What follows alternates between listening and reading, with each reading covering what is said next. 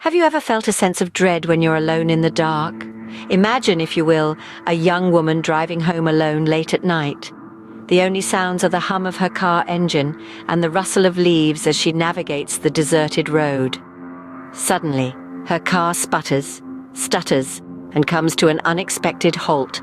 An icy wave of panic washes over her as she tries in vain to resurrect the now silent engine.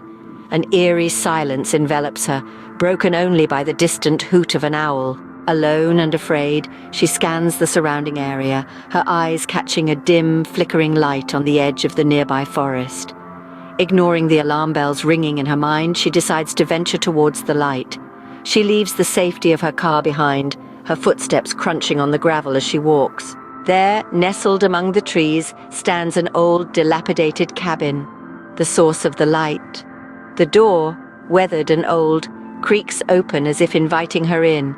Mustering all her courage, she steps inside, the smell of decay and dampness filling her nostrils. In the dim light, a figure stands ominously in the corner, its form shrouded in shadows. It whispers in a voice that chills her to the bone. "You shouldn't have come here." Frantic with fear, she turns to escape, only to find the door has vanished. The cabin now a prison, she is trapped with the ominous figure. It begins to advance, eyes glinting with a malevolent glow, an outstretched hand reaching for her. Her screams fill the night, a chilling melody to the symphony of her fear. Unheard, unnoticed, she becomes another ghost in the haunted cabin's tale, her fate sealed in the heart of the forest. What happens next? Well, that's a story for another time.